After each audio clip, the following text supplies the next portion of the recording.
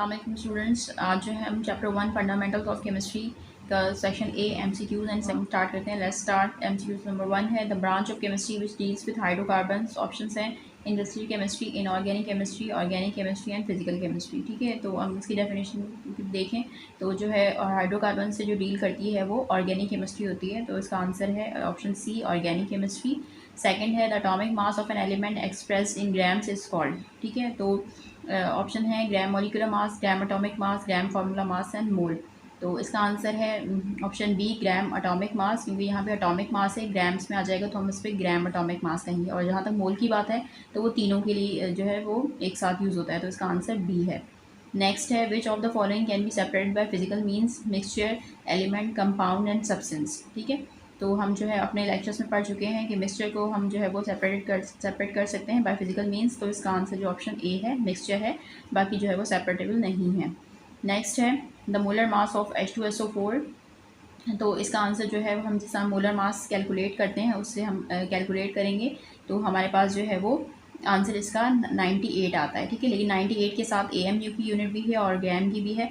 तो लेकिन AMU जो मोलिकुलर मास के लिए टर्म यूज़ होती है, तो यहाँ पे मोलर मास की जो है टर्म यूज़ हो रही है, तो ग्राम की यूनिट होगी इसके साथ। तो इसका आंसर सी है। नेक्स्ट है the molecule consist of 2 atoms is. ठीक है, यानी 2 एटम पे जो कंसिस्ट कर रहा होगा वो क्या कहलाएगा, मोनोएटॉमिक, पॉलीएटॉमिक, हेट्रोएटॉमिक एंड डायएटॉमिक। ठीक है, तो मोनोएटॉमिक मीन्स 1 होगा, पॉली जो है वो ज़्यादा के लिए यूज़ होता है, मोर देन 3 के लिए, और हीट्रो जो है डिफरेंट मॉलिक्यूल्स के लिए, डायएटॉमिक मॉलिक्यूल। ठीक है, तो डाई जो है 2 के लिए यूज़ होता है, यहाँ पे 2 मॉलिक्यूल्स है तो इसका आंसर है डाई। नेक्स्ट है a formula that indicates actual number and types of atoms in a molecule is called. Chemical formula, empirical formula, molecular formula and formula mass. ठीक है, तो हमें पता है कि जो एक्चुअल नंबर को इंडिकेट करता है वो उसका जो है मॉलिक्यूलर फार्मूला होता है।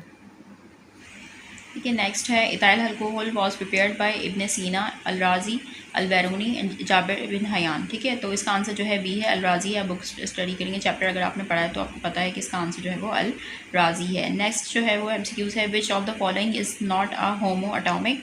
ठीक है, तो इसमें जो ऑप्शंस दिए गए हैं वो उसमें जो है सिर्फ एक होमो एटॉमिक है और बाकी सारे हीट्रोटॉमिक हैं। तो जो इसका क्वेश्चन है वो इसमें मिस्टेक है, इसमें नॉट नहीं आना चाहिए, ये MCQs होना चाहिए which of the following is a homo atomic. ठीक है, क्योंकि इसमें सिर्फ एक ही होमो एटॉमिक है और बाकी सारे हीट्रोटॉमिक हैं, तो ये क्वेश्चन इस तरह से रॉन्ग होगा। तो आप ये MCQs एक्चुअली इस तरह से है which of the following is a homo atomic. ठीक है, तो इसका आंसर होगा H2। सिर्फ इसमें H2 एक ही होमो एटॉमिक है, बाकी सारे जो हैं वो हीट्रो एटॉमिक है। इसके बाद हम नेक्स्ट देखेंगे। नेक्स्ट है the empirical formula of hydrogen peroxide is. ठीक है, H2O2 HOOH and O2 H2। ठीक है, तो H2O2 जो है ये इसका जो है मॉलिक्यूलर फार्मूला है, एम्पेरिकल फार्मूला नहीं है। HO जो है वो हाइड्रोजन पेरोक्साइड का एम्पेरिकल फार्मूला है, OH तो हाइड्रोक्सिल आइन है और ये वाला जो है दूसरा है, तो इसका आंसर जो है वो HO है। नेक्स्ट है a piece of matter in pure form is termed as radical, mixture, compound, substance. तो इसका आंसर जो है वो प्योर जो पीस होता है मैटर का वो सब्सटेंस कहलाता है। ये MCQs कंप्लीट।